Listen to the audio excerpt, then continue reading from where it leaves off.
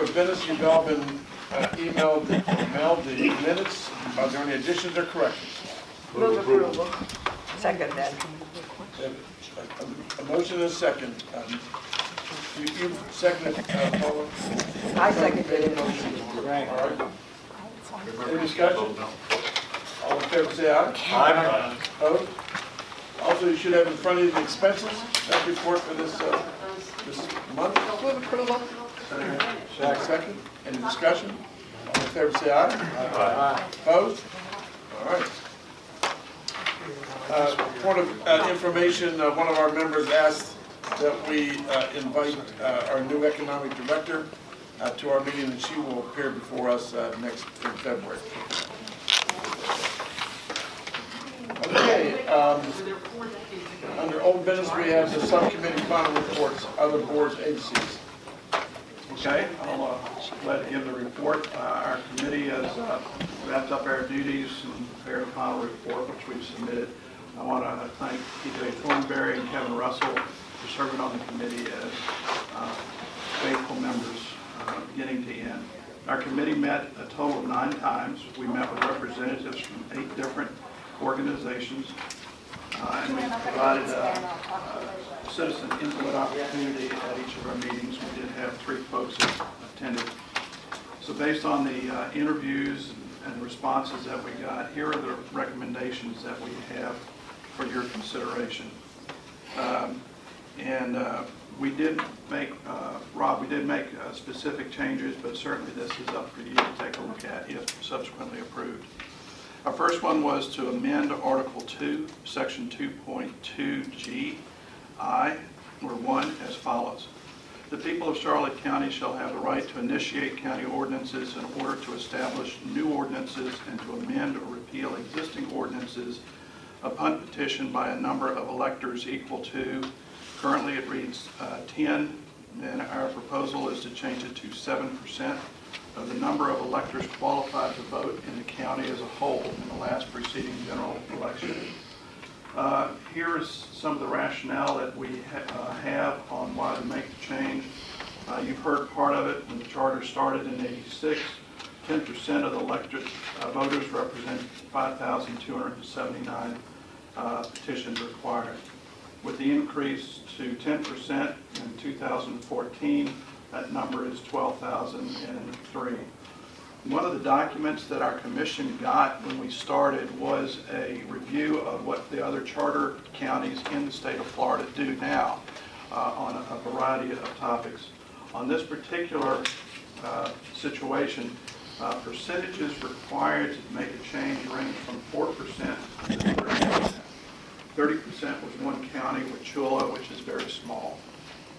10% is the next highest level.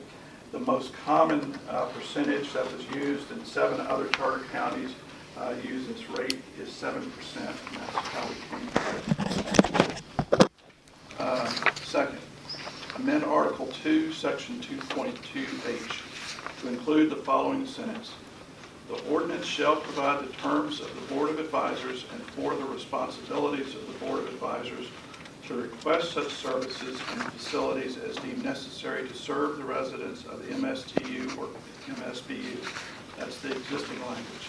Our addition would read, each advisory board shall submit an annual report to the Board of County Commissioners on the MSTU's or MSBU's activities, objectives, and funding requests. This was the whole topic of MSTUs and MSBUs was one of the most hotly discussed things we heard all over the map. And one thing that seemed to be clear is if you have an active local advisory board, then they tend to work more effectively going forward. So we tried to put in a little bit of teeth to require that the advisory boards have teeth in annual reports.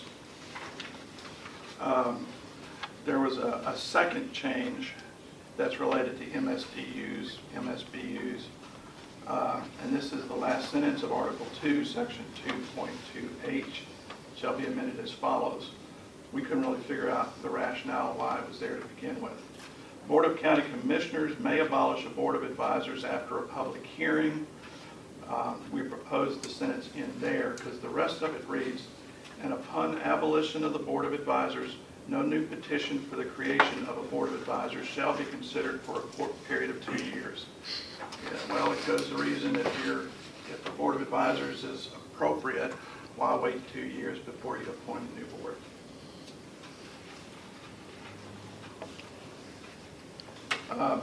Third Amendment. Let's see. Just want to make sure I got all the points. All right. Now this is the fourth. Add a section under Article 3 to be Section 3.3 as follows. Elections for the offices of sheriff, property appraiser, tax collector, clerk of the circuit court, and supervisor of elections shall be nonpartisan. Also in the comparison data, there's precedent with 4 other counties allowing for nonpartisan elections for constitutional officers. It seems like supervisor of elections is one of the more frequently noted topics and positions that's nonpartisan, and several are appointed by the county commissions, such as the sheriff. But we propose at least to get on the table a discussion that these positions be nonpartisan.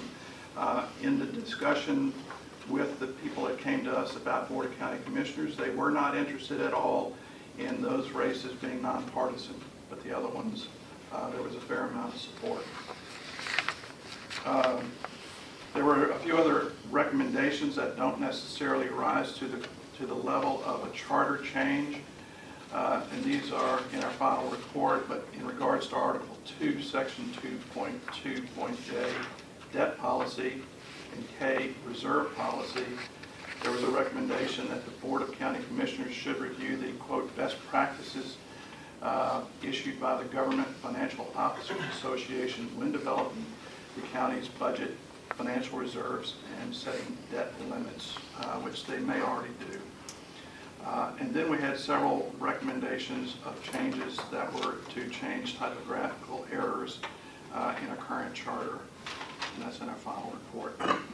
And that is our report. Any questions?